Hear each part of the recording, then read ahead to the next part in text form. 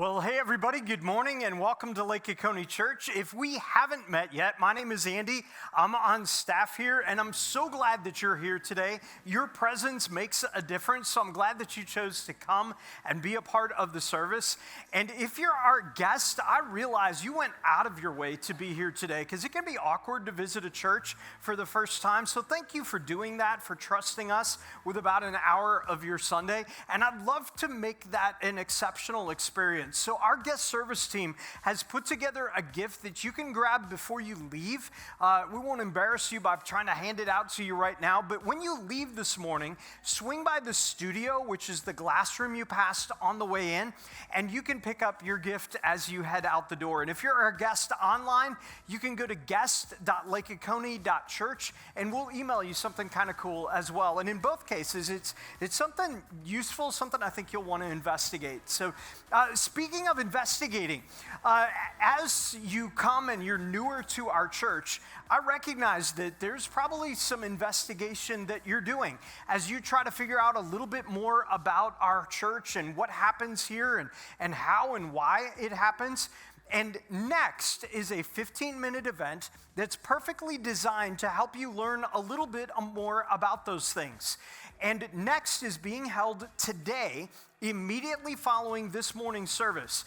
During Next, I'll be hosting it. I'd love the chance to meet you, and I'll be telling you a little bit of the behind-the-scenes information about our church, give you some options for ways that you might connect should you choose to do that, and try to answer some of your questions. So if you would, block off that time in your mind, 15 minutes after this morning's service, and we'll continue to watch your children down the hall, so you won't even have to worry about them during that time. But go ahead and plan on that so that you can get some of those questions answered as you head into perhaps attending here on a regular basis. Now, we've talked a little bit about investigating, which is useful because today we're launching a brand new series all about investigating Jesus. And I think that you'll find that that series is helpful as we dive into it here in a couple of minutes. But before we get there, we're going to sing a couple of songs together with Amy and Megan and our band. So if you would, stand to your feet, say hey to somebody beside you, and we'll keep this morning going.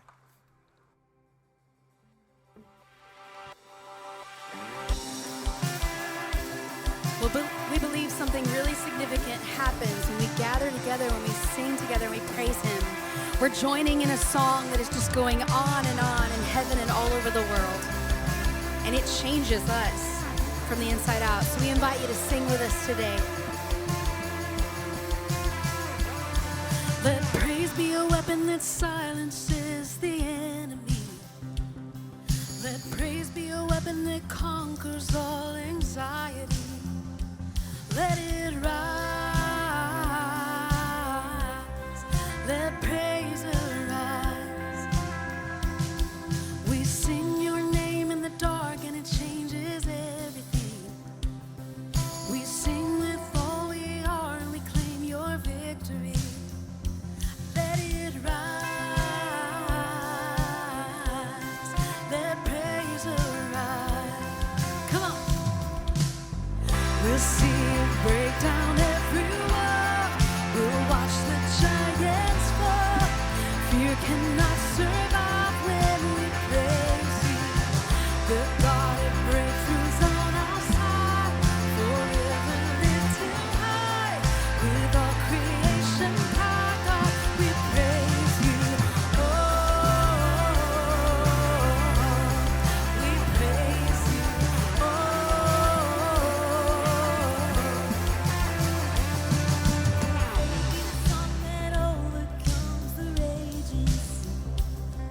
Let faith be the song that calms the storm inside of me. Let it rise. Let faith arise. Let it rise. We'll see you break down every wall. We'll watch the giants fall. We cannot survive when we praise you. The God of breakthroughs on our side. Forever lifted high, with all creation cry, God, we praise you. Oh,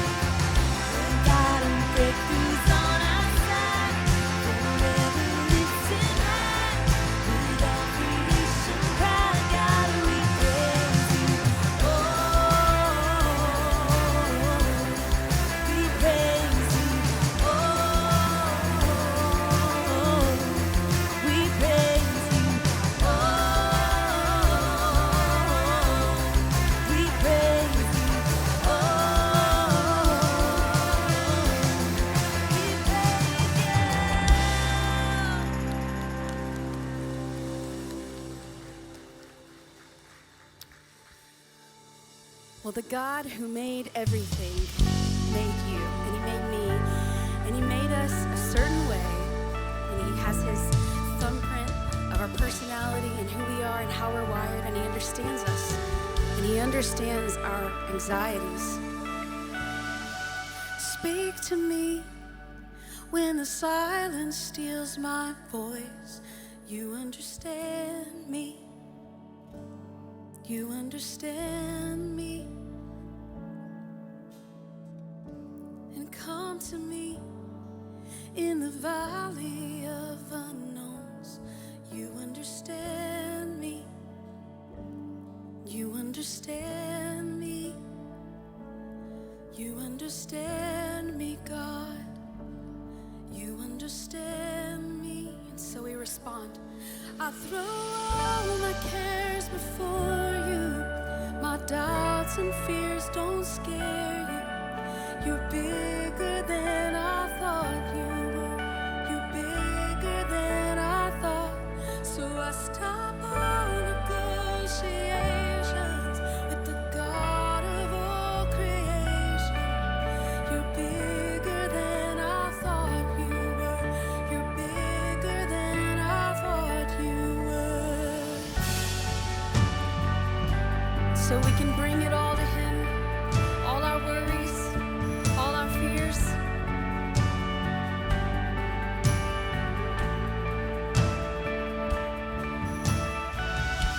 Well, I believe, but help my unbelief. You understand me, yes you do. You understand me. And help me reach the faith that's underneath. You understand me. You understand me. You understand me, God. You understand me. So I throw all my cares before you. My doubts and fears don't scare you. You're bigger than I thought you were. You're bigger than I thought. So I stop all negotiations with the God of our creation. You're bigger than I thought you were. You're bigger than I thought you were. Yeah. I will trust you. Lay it all down. Sing this with us. I will rest in the Father's hands. Leave the rest in the Father's hands. I will rest in the Father's hands. Leave the rest in the Father's hands. I want to interrupt us for a second. And Amy, for me, it's really hard to sing this song without thinking about my concerns for the people of Ukraine. And I know many of you share those concerns, but we sing, I'm going to rest in the Father's hands. I'm going to put all this in the Father's hands. But that's huge. I mean, it's super significant. And for many of us, there are fears associated with that. We fear for the people of Ukraine. We fear in some cases even for ourselves as we forecast what could this look like, what might this look like in days and weeks ahead. And I was blown away this week when I saw video of some of the Ukrainian Jesus followers gathered in subways and basements, and they were singing their affirmation of their faith. They were singing praise to their Heavenly Father, confident that they could rest in the Father's hands. And that just blows my mind. And I know there's a tangible, actionable side to this.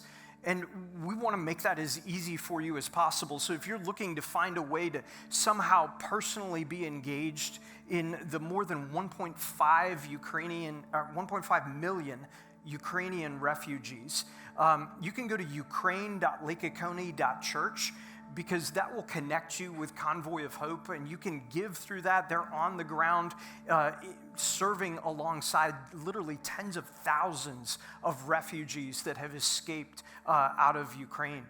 But in this moment, I'd love it if we could go back and sing that, but this time with those concerns and those fears in mind, and at the same time, confident of all of our dependence on our Heavenly Father. Can we sing that? Let's do that. I will rest in the Father's hands. Leave the rest in the Father's hands. We worship you. I will rest in the Father's hands. Leave the rest in the Father's hands. Come on, lift it up. I will rest in the Father's hands. Leave the rest in the Father's hands. So we trust you. I will rest in the Father's hands, and I can leave the rest in the Father's hands. So I throw all my cares before you. My doubts and fears don't scare you. You're bigger than I thought you were. You're bigger than I thought. So I stop all negotiations with the God of all creation. You're bigger than I thought you were. You're bigger than I thought. You're so much bigger than I thought you were. You're bigger than I thought you were.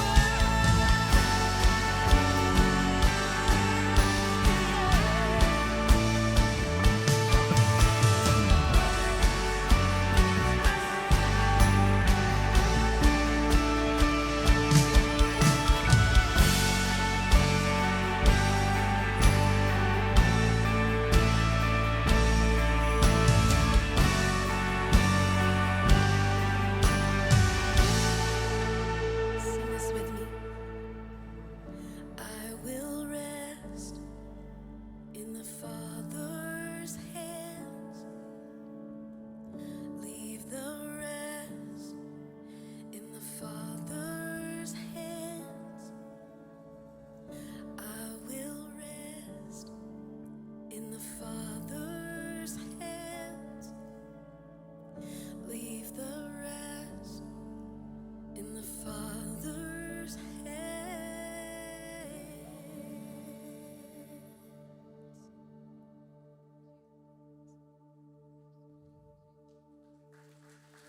See, on a hill of Calvary, my Savior bled for me.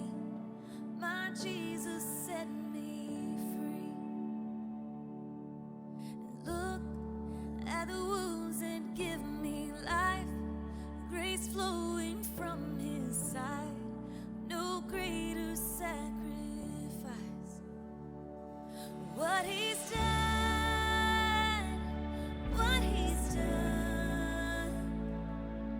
All the glory and the honor to the Son. My sins are forgiven. My future is heaven. Oh, I praise God, what He's done.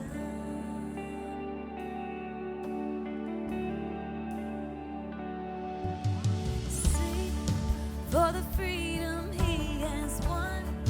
Even death is dead and done. His life has overcome. Oh, see the name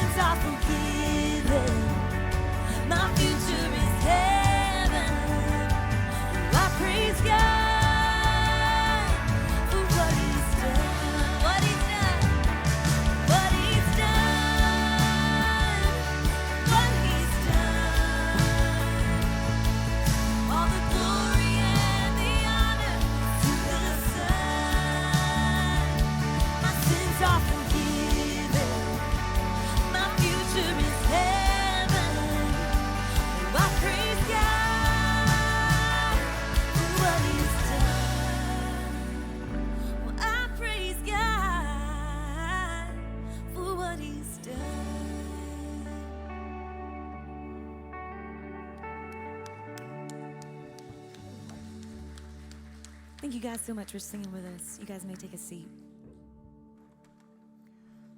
What a great reminder of what our Heavenly Father has done to demonstrate his love for us by sending Jesus. And I don't know about you, but I think for a lot of us, we just get busy with our time and the things that are happening in our lives, and we just kind of fail to pause to think about what our God has done for us. And then just not only in the big picture, but even in the day-to-day scenarios, we miss what our Heavenly Father has done in our lives. And sometimes it's just because we're busy, and sometimes it's because maybe we weren't told what was happening around us. And so I'd love to highlight something that happened about a week ago Saturday. We changed this room into a celebration. And it was for an event that we call Baby D, and it's a celebration alongside young families who are committing to raise their young baby to have a life of purpose, to know Jesus as their Savior, and hopefully to change the trajectory of that child's life one day. And so as families come together, surrounded by extended family and small group members and mentors, they come and they celebrate that commitment to parent with a purpose. And it is such an honor as a church to partner with parents that are making that commitment. But I wanted you to be able to see a few of the families that participated in that event and get to see a couple of snapshots of their young children. So take a look at this.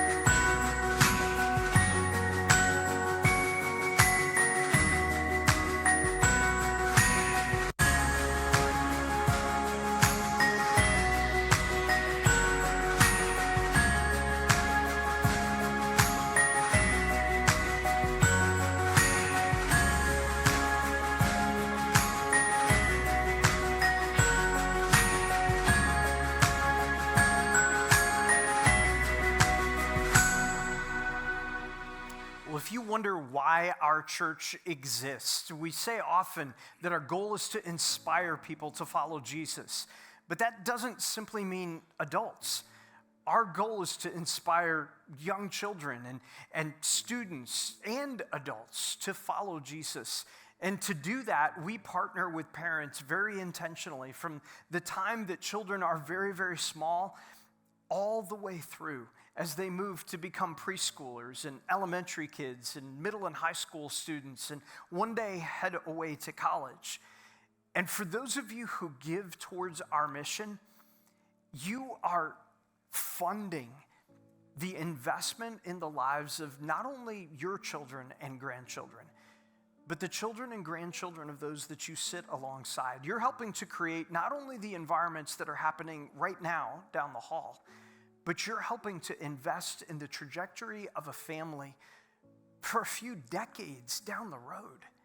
And I'm so grateful for the way that you partner with us in that. So whether you use the buckets that are in the back of the room, or whether you give through our Lake Oconee Church app, or maybe you go to give.lakeoconee.church, however you choose to do that, thank you, thank you, thank you. On behalf of these families, thank you. Because you are making a lasting difference as you give. And for those of you who are considering developing that habit of generosity towards our mission, however you choose to do that, know that it is a worthwhile investment that pays dividends for years to come. Well, in just a second, we're going to connect with this morning's message. And our goal is, as we dive in together, that none of us would sit here and waste a half hour of our time. So we try to put the most engaging speakers in front of you. And sometimes that means they're live right here on our stage. Sometimes that means they're live at a nearby campus.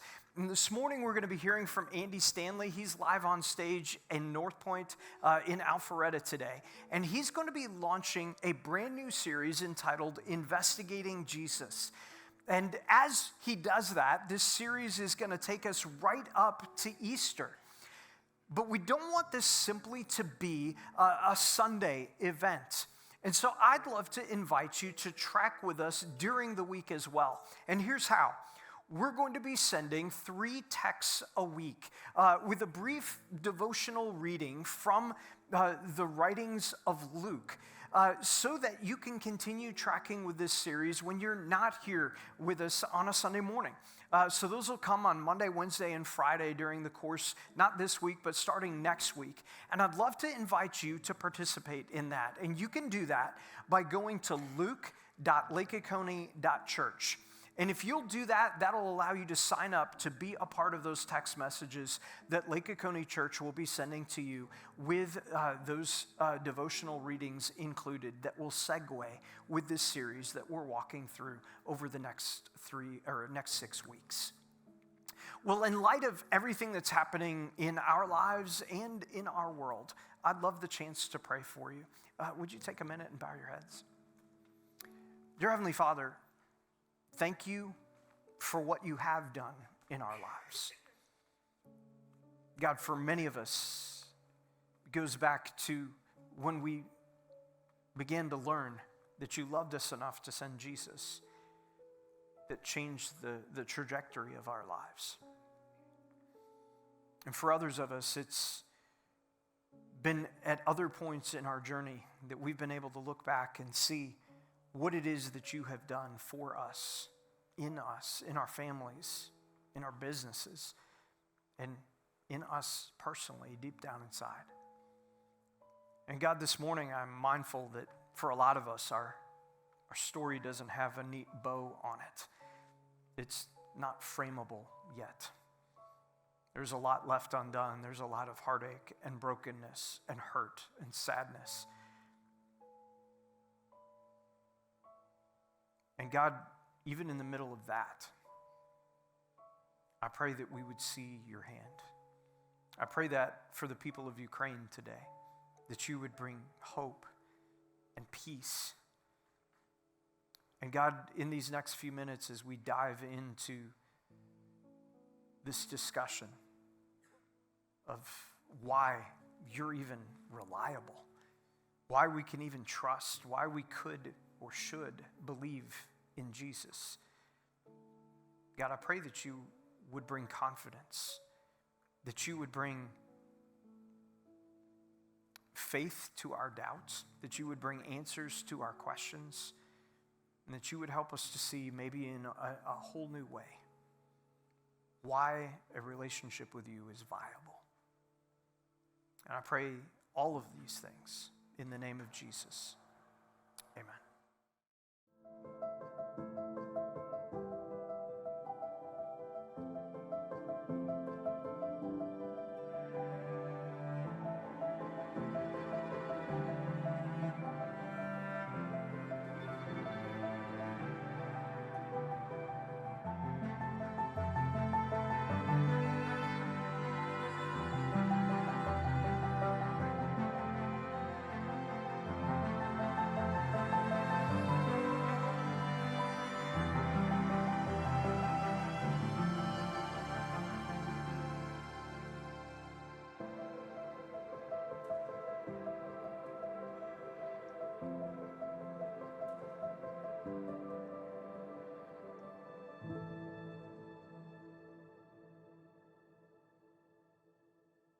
So here is what might be an uncomfortable question for some of us, and an interesting and maybe even helpful and surprisingly honest question for others of us.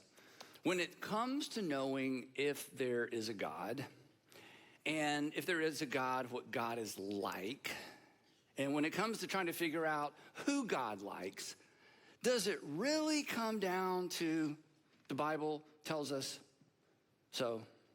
Or any other religious literature tells us so?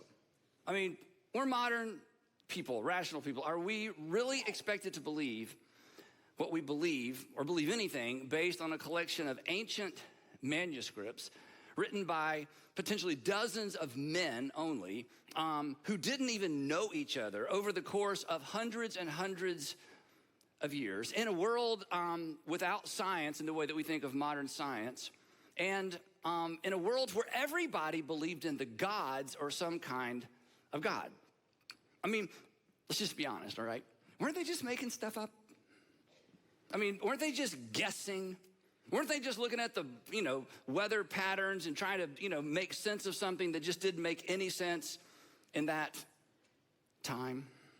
And along with that, and maybe this is kind of intersects with your life, should we really be surprised that modern people, it seems more and more, are kind of dismissing faith in general or deconstructing their faith, the terminology that we use now? We begin to ask really hard questions, or what seem to be hard questions about faith, and realize we don't really have answers. And it's not that we're sure that we're right, that religion is wrong, but because we're not sure that religion is right, we just kind of step back, and it's like, I'm not sure about that anymore. I mean, should we be surprised more and more people are doing that? Or to make it personal, should we be surprised that perhaps that's where you are? Or are you surprised that that's where you are?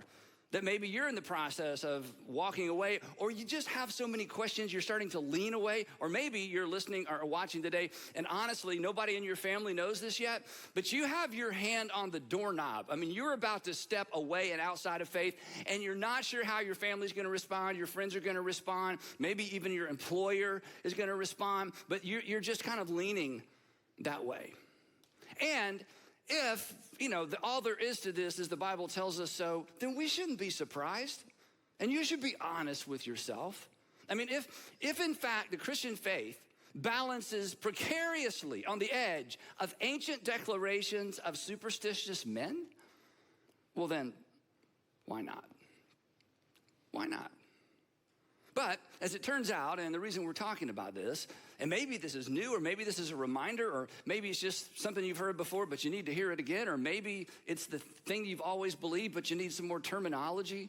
The truth is, Christians are not expected to believe what we believe based on a collection of ancient manuscripts written by men who never met each other over the course of hundreds of years in a time when everybody was superstitious and everybody believed in the gods and there was no modern science. That the foundation of our faith, and we talk about this a lot here, the foundation of our faith is far more substantial than that. It's far more sustainable than that. It's even, as we're gonna discover, it's even investigable, which is actually a word. I don't like it. I like the word investigatable, but as it turns out, that is not actually a word. And the people who keep me between the lines grammatically said, you can't use your word. You have to use the actual word. So this is it. So the good news is the Christian faith is investigable, which means we are invited to kick the tires. And you're invited to ask those hard questions. And as those of us who are Christians, we don't have to look the other way and shrug and go, I don't know, it's a mystery. As soon as we start talking about faith, we just have to take it by faith, which when you say that, even when you think that there's something on the inside of you that says, you know what, that kind of works for me, but it's not working for my son-in-law, and it's not working for my daughter, and it's not working for the people at work, and it's not working for the people who ask me those hard questions, but it's just what you got. It's what we were raised with. It's, basically what we were told. But the Christian faith does not rise and fall based on the accuracy or the inerrancy of 66 ancient documents that we call books of the Bible. It rises and falls on the identity of a single individual, Jesus of Nazareth.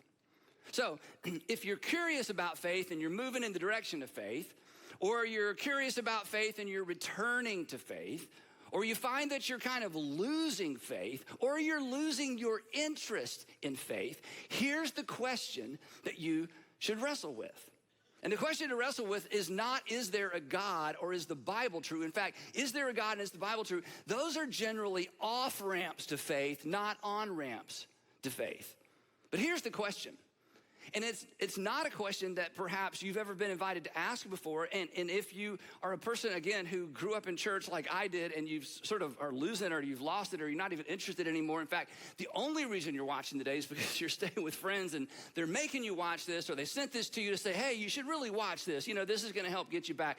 Here's the question that you've never been invited to ask, and it's not your fault at all. It's the church's fault.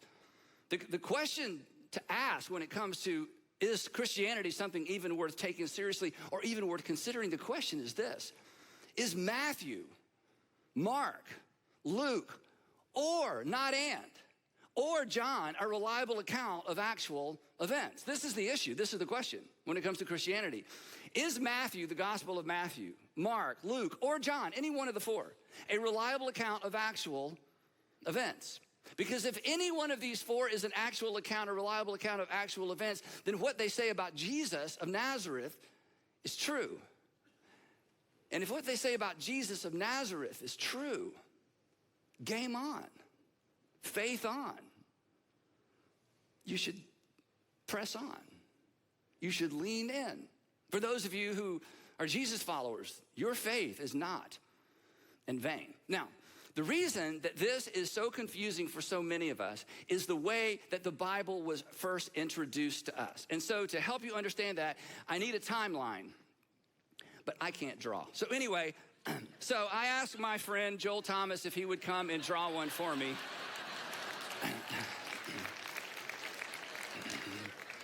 For those of you who don't know Joel, he's the lead pastor at Buckhead Church. And he's really good at this, and I try not to hate him for it. But anyway, and just to make sure that I didn't take credit for his work, look, he actually initialed the chalkboard. So everybody, actually, I asked him to do this. Okay, so this is super important, okay?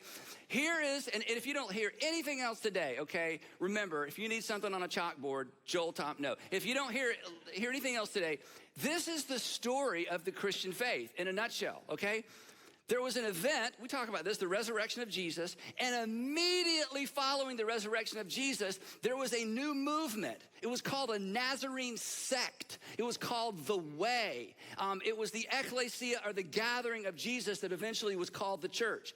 And immediately upon these events happening, people who were involved in the story actually documented the events for us. This is where we get the Gospels of Matthew, Mark, Luke, John, and the book of Acts. And all of this happened in the first century. In fact, all of this, it could be argued, I would argue persuasively, that all of this happened before 70 AD, before the temple in Jerusalem was destroyed. So within 35 years, or 40 if you stretch it, from the time of Jesus, something happened.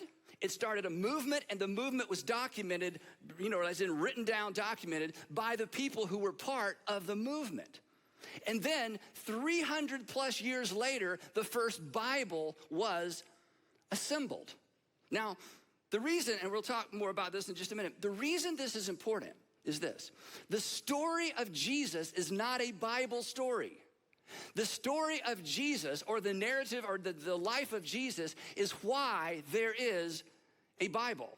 Jesus is the reason for the Bible. So when we were growing up, somebody gave us the Bible, and there's all kinds of story about David and Goliath. Oh, that's so cool. And then a story about a Red Sea. That's so cool. And then you get to the parts about Jesus, and I'm not sure I understand that, but the miracles, that's so cool. And before we know it, the story of Jesus is a Bible story. It's a story in the Bible. You need to understand, if there had been no resurrection, there would have been no church. And if there was no church, there was nobody to document the story of the resurrection, because the resurrection never happened. Apart from the resurrection of Jesus, there is no Bible. And as we're going to see, the Bible only became a collection of these extraordinary ancient documents because of what happened in the church in the 300 years following the first century. So, if even one of the Gospels, or the accounts of Jesus' life, is true, then you need to lean in. Okay, enough of that. It's making me jealous. All right, here we go. Let me take it down. So here's the point. Here's what we're gonna do. For the next few weeks, we're gonna explore one of those accounts of the life of Jesus. We're gonna explore the Gospel of Luke. It was named for its author, Luke. Luke was not one of Jesus' disciples, but as we're going to discover, he knew Jesus' disciples and had conversations with Jesus' disciples, and James, the brother of Jesus.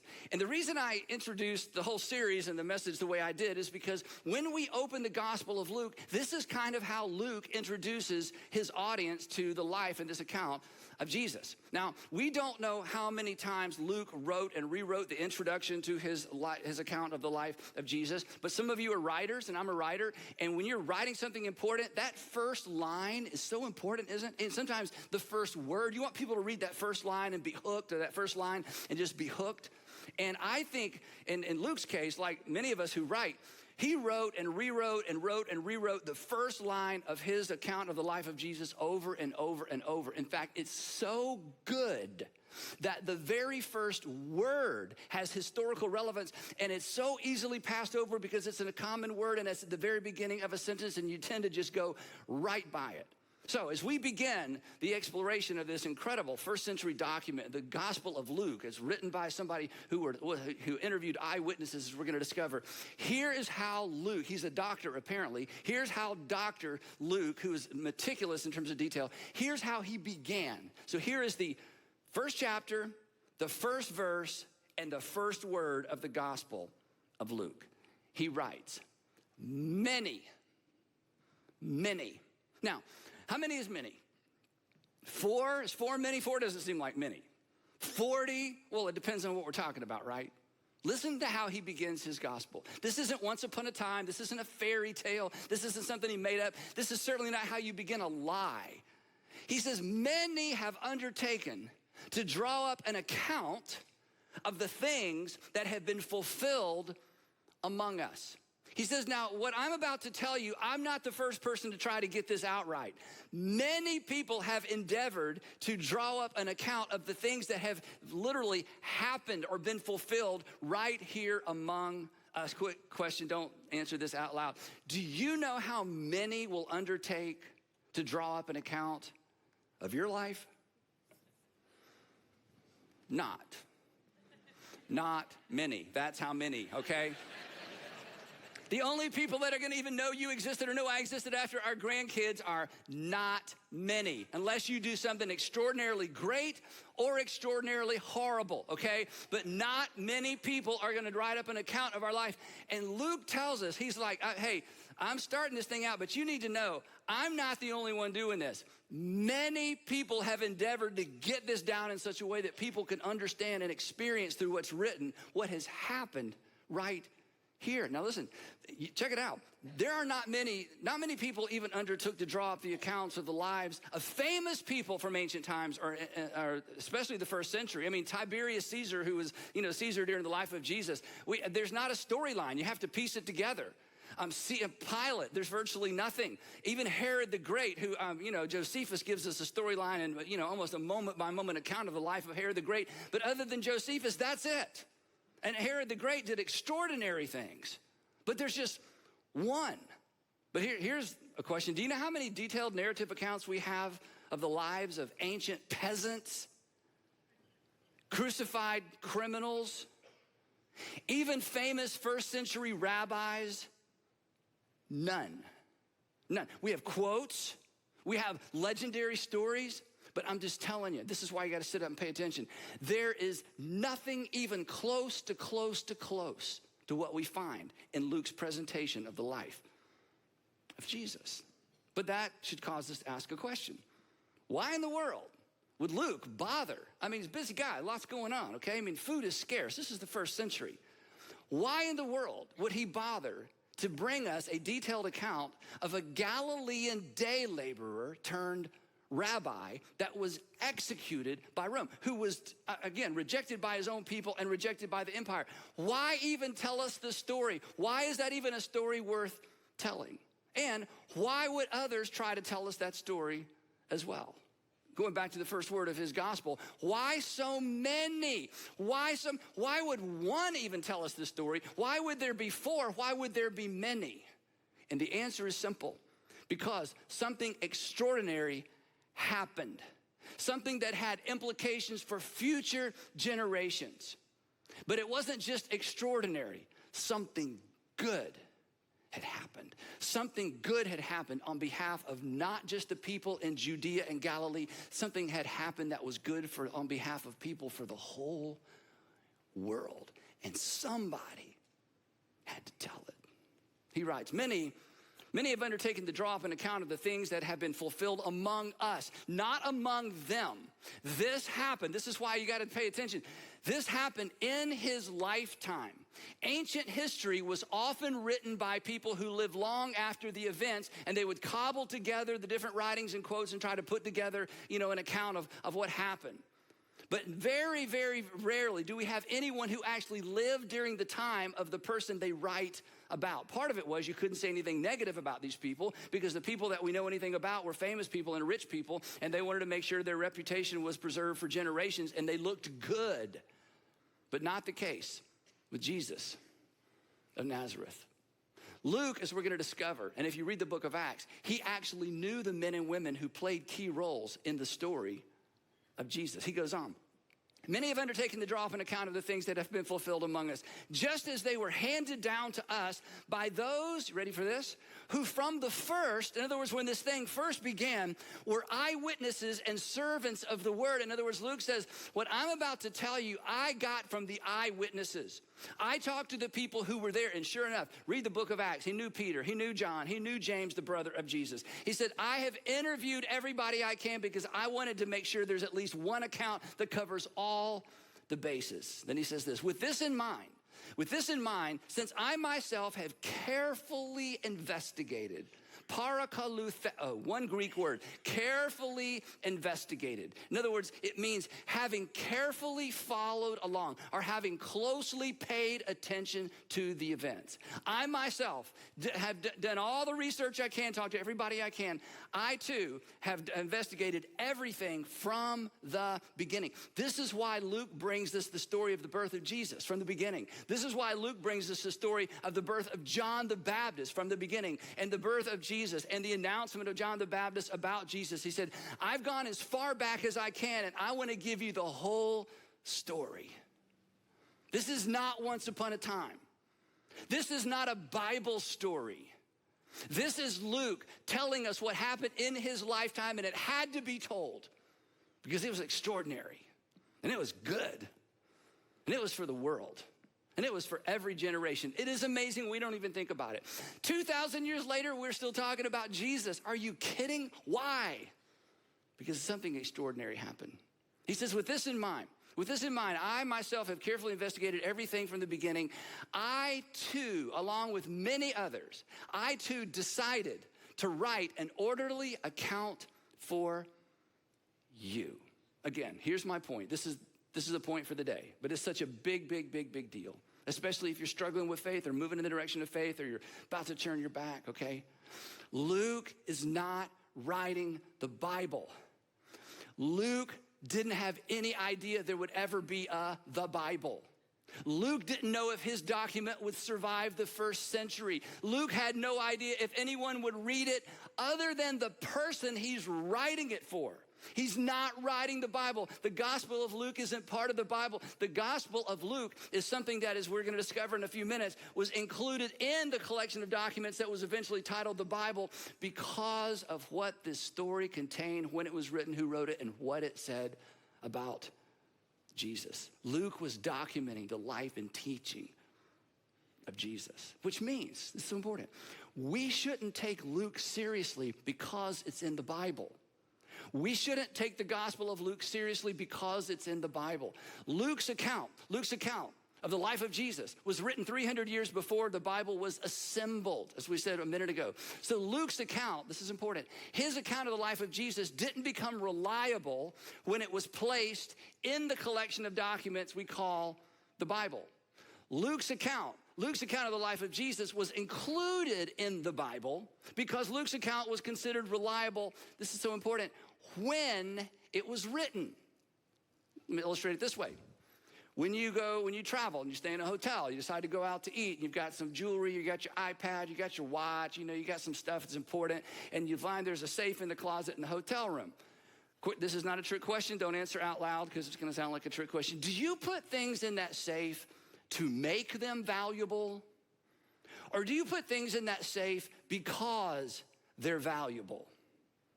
You put them in there because they're valuable. The safe doesn't make them valuable. The fact that you put them in a safe is evidence of the fact that you consider them valuable. So here's the point. Luke's account, this first century account of the life of Jesus, was considered valuable the moment it was written. And it was eventually placed in the collection of books we call the Bible, not to make it valuable and not to make it true, but because it had been considered valuable and true from the moment it was written, because of when it was written and who wrote it.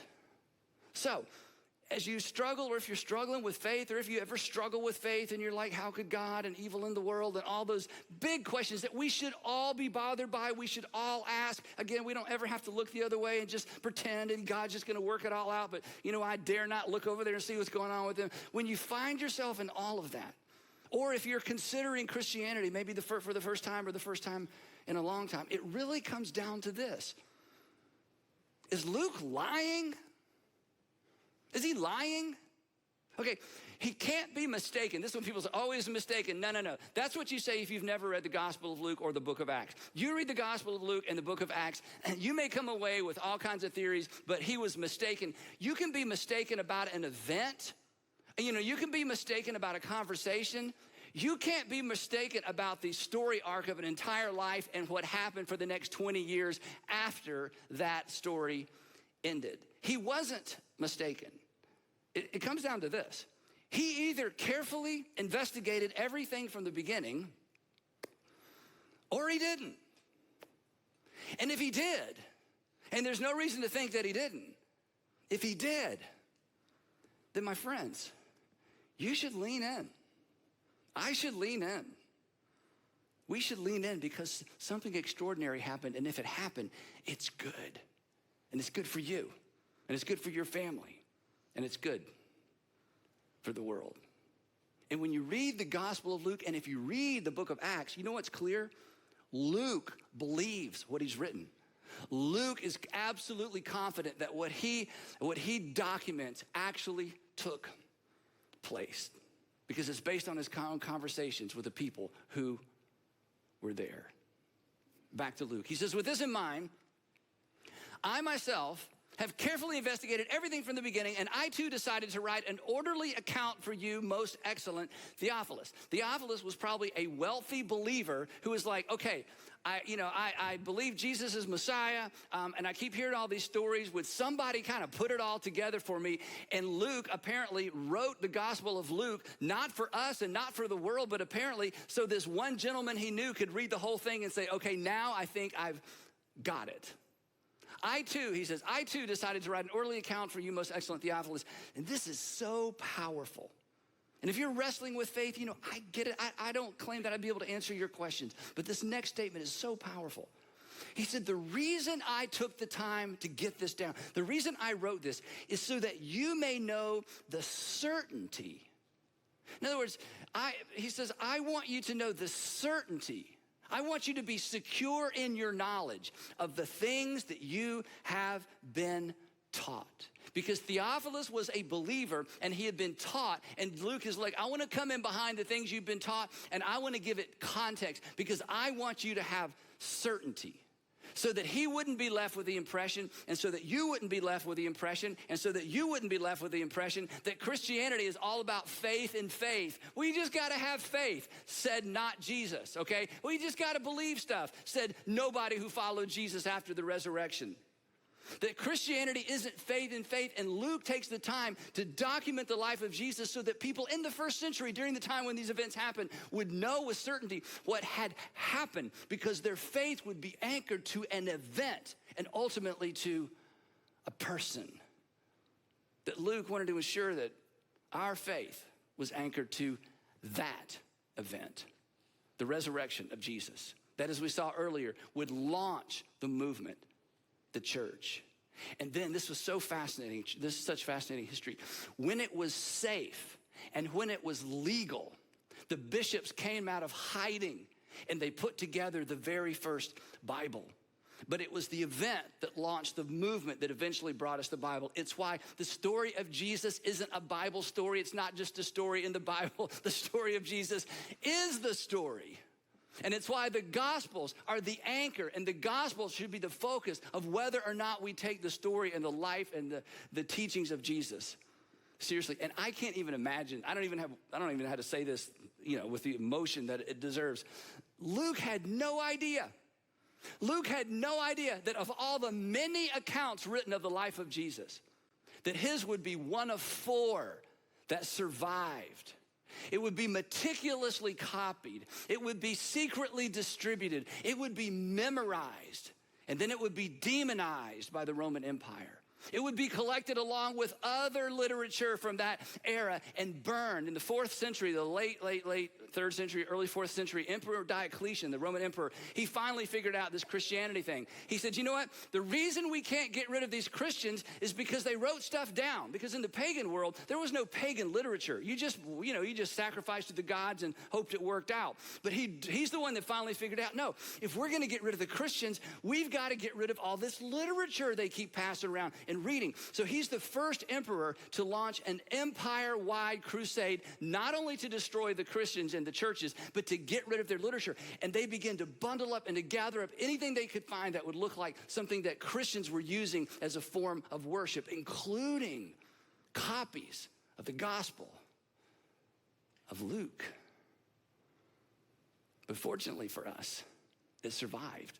Because by then, Luke's gospel had been copied so many times and distributed so many times that as many copies as they burned, along with other Christian literature. When Constantine finally became emperor, his mother encouraged him to pursue Christianity. There's lots of stories about whether or not Constantine was really a Christian when he was baptized, all those things. But he lifted the ban on worshiping gods other than the Roman gods, and he lifted the ban on Christianity. And when that happened, something amazing happened. All these bishops and church leaders that had been in hiding, that had been doing other jobs, that had been worshiping in secret, they came out of hiding, and guess what they had with them? The documents they had risked their lives to preserve and copy meticulously for 300 years. And now there's dozens and dozens. There's actually hundreds of copies of the Gospels, hundreds of copies of the letters of Paul. And they're able to work in the open. And Constantine finances, and the emperor after that finances the collection of these documents, comparing all these documents, authorizing certain documents. And finally, because the Roman Empire capitulated to the pressure and the love of Christ, the first Bible was finally not written. The first Bible was assembled. Luke has no idea. He's just like, okay, now what did he say? God, okay, John, James, you're in next. James, you have 15 minutes. He's just, I don't know, that's not how it worked, but he's documenting the life of Jesus. Little does he know, men and women will risk and lose their lives to protect this sacred text. So, as we wrap up this first episode of Investigating Jesus, I want to end with a little bit of a challenge, okay? And I want to be so clear about this, especially those of you who are kind of leaning away or those of you who've begun to lean in for the very first time. And I don't know any other way to say it than this. If you choose not to follow Jesus because it's inconvenient, I get it. It is. It will be inconvenient to follow Jesus. Following Jesus is going to require something of you, and following Jesus is going to require something from you. Following Jesus is going to require that you be more selfless and less selfish. Following Jesus is going to require you to forgive people who do not deserve to be forgiven. It's going to require you to forgive people, and you're going to feel like you're giving them a gift, and they're the very ones that hurt you. I get that. Following Jesus is going to require you to loan your strength to people who don't deserve to have your strength loaned to them. Following Jesus is going to cost you some relationships. And following Jesus will probably cost you some money. And following Jesus is going to cost you some time. So it will not always be convenient, but it will make your life better. It will make you better at life. It'll make you a better father, husband, wife, mother, employer, employee, student. It'll make whatever you're doing, whatever you decide to do with your life, you will be a better person if you follow Jesus. But it's not always going to be convenient. So if you choose, I'm not going to follow Jesus because following Jesus requires too much of me, I get that. That is somewhat of a valid reason not to follow Jesus. But, and this is the point of our series as we go through the Gospel of Luke, please please, please, please, please don't choose not to follow Jesus because you don't think there's anything to the story of Jesus. Not without investigating it first on your own as an adult. And because I live in this world and because I'm a little bit of a geek when it comes to church history, I know what we've all been told and I know what we've all heard. But I'm telling you, when you get down into the details, and if you're genuinely curious, and when you begin to peel back the layers of some of the silly things people say about Christianity and silly things they say about the Gospels that just give them an excuse to walk off, you're gonna discover that what Luke investigated and what Luke wrote and what Matthew wrote and what Mark, who got from Peter, wrote and what James, the brother of Jesus, wrote and what happens in the book of Acts, oh my goodness, it's amazing. And the thing that launched all of that writing and documenting and history activity was a single event that happened on your behalf and with you in mind. The only good reason not to follow Jesus is if you've determined, not that the Bible isn't trustworthy, but if you determine that Luke isn't trustworthy and that he lied, that many people did not endeavor to bring to future generations an orderly account of the things that had happened, that had unfolded right there in their presence in that particular place in Judea. That he did not talk to the eyewitnesses, that he did not know Peter, that he did not know James, the brother of Jesus. If you can convince yourself that he lied about all of that and no one called him on it, then perhaps.